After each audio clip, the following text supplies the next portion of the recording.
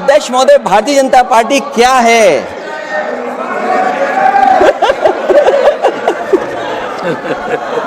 जी मैं अखिलेश जी ने बहुत हंसते हंसते कहा है, इसको हंसते हंसते जवाब देना।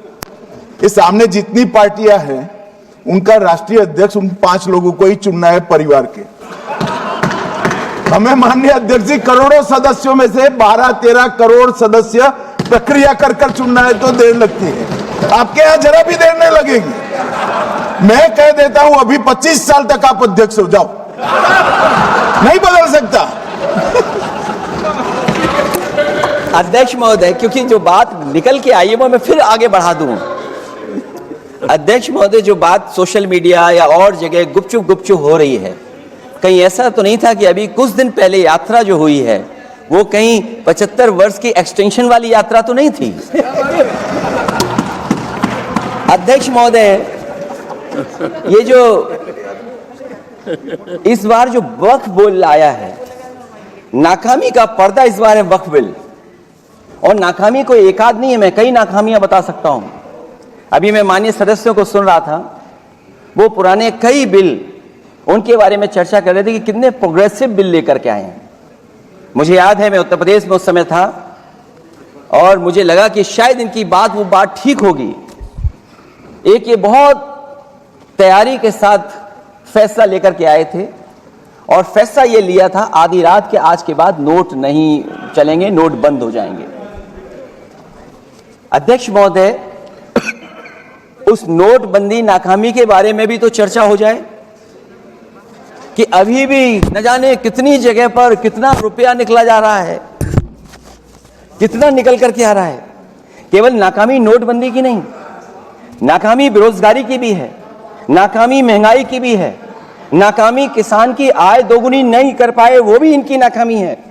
मुझे याद है एक माननीय मंत्री जी पूरे देश की नदियों के बारे में बीओडी बता रहे थे, लेकिन माननीय मंत्री जी ये भूल गए कि उनके शहर में, उनके क्षेत्र की जो नदी है उसकी बीओडी क्या है। गंगा क्या साफ हो गई?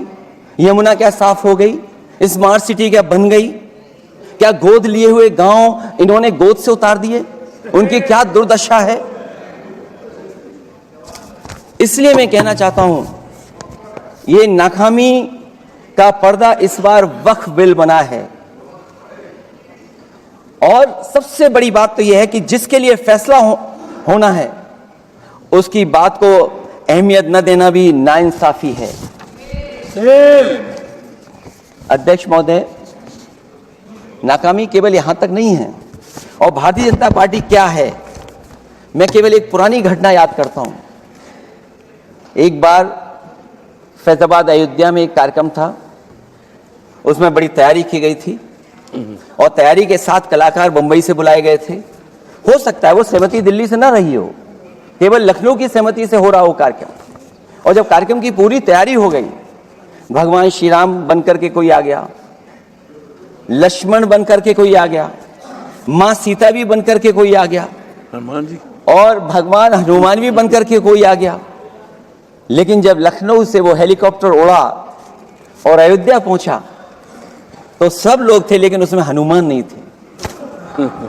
अध्यक्ष महोदय, मैं भारतीय जनता पार्टी के लोगों से कहूंगा कि जानकारी करिए कि आखिरकार भगवान श्री राम थे, लक्ष्मण थे, सीता थी, लेकिन हनुमान क्यों नहीं थे? हनुमान इसलिए नहीं थे, शायद उनकी जात या धर्म कुछ और था।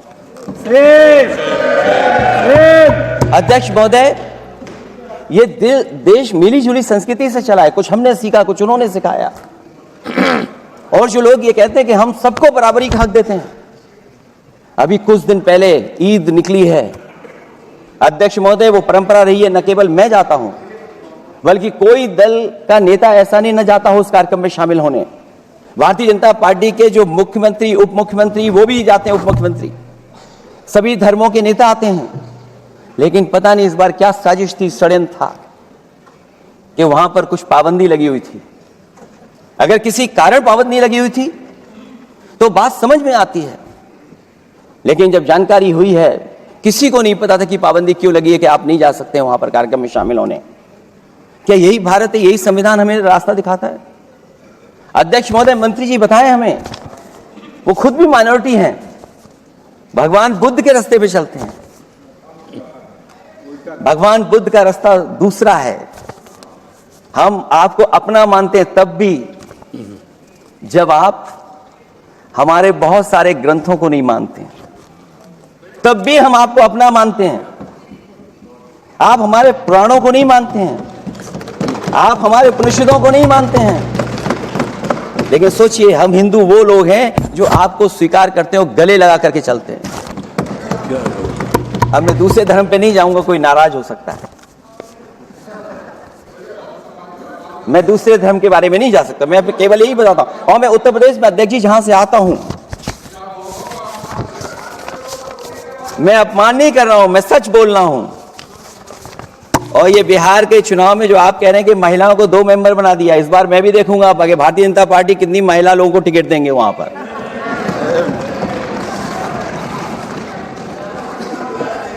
अध्यक्ष महोदय, भाजपा जब भी कोई नया बिल लाती है तो वो अपनी नाकामी छुपाती है।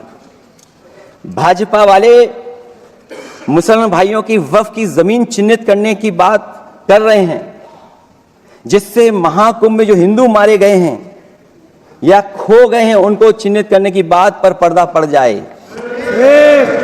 अध्यक्ष महोदय, मुझे खुशी इस बात की कि हमारा धर्म अध्यक्ष महोदय, नहीं कुछ कहना चाहते हैं, नहीं प्लीज, तुमको अलाउ नहीं किया। अध्यक्ष महोदय, कुंभ में आस्था सबकी है, कोई ऐसा नहीं जिसकी आस्था ना हो। और कुंभ कोई पहली बार नहीं हो रहा था, ये भारतीय जनता पार्टी के लोगों ने ऐसा प्रचार किया कि 144 वर्षों के बाद पहली बार महाकुंभ होने जा रहा है, और लोग निकल पड़े। सरकार ने कहा कि हमारी तैयारी 100 करोड़ की है, लेकिन तैयारी 100 करोड़ की भी नहीं थी। जिस तरह लोगों की जान गई वहां पर, सरकार ने खुद स्वीकार किया अध्यक्ष महोदय के 30 लोगों की जान गई है। आज अध्यक्ष महोदय, मैं कहना चाहता हूं कि डिजिटलाइजेशन कर रहे हैं आप कहते हैं टेक्नोलॉजी का हम इस्तेमाल करेंगे, जमीनों को हम मैपिंग कर करके डेटा एंड रिकॉर्ड ठीक करेंगे।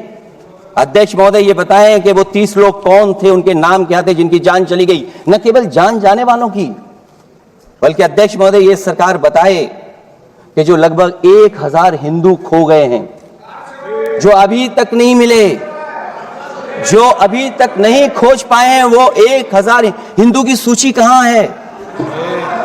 और फिर धर्म कारोबार की बात है, जो ये लोग गोली। अध्यक्ष महोदय, मैं कार सेवक वाली बात इसलिए नहीं छेड़ना चाहता हूं, अध्यक्ष महोदय, ये शायद माननीय सदस्य जानते नहीं कुछ सच्चाई नहीं जानते। अध्यक्ष महोदय, ये संविधान की वजह से, संविधान को बचाने के लिए, हिंदू एकता को बचाने के लिए कुछ फैसले लिए गए, लेकिन एफआईआर हम लोगों पे नहीं लिखी गई थी। एफआईआर उन पे लिखी गई थी जो बेचारे तैयार हो गए थे सुबह, लेकिन पता नहीं कहां से फोन आया था, कहा था कि अब तैयार तो हो गए हो, लेकिन आप शिलान्यास में नहीं आ सकते। बहुत सही। इसलिए बात को इधर से उधर नहीं में ले जाना चाहता। अखिलेश जी, जरा वक्त पे भी आ जाओ। अच्छा, वक्त पे आ रहा हूं। नहीं, वक्त पे अध्यक्ष इसलिए आ रहा हूं क्योंकि वक्त समझने के लिए भारतीय जनता पार्टी की सोच क्या है। और ये अध्यक्ष महोदय जब ये कह रहे हैं कि इससे कारोबार होगा, अध्यक्ष महोदय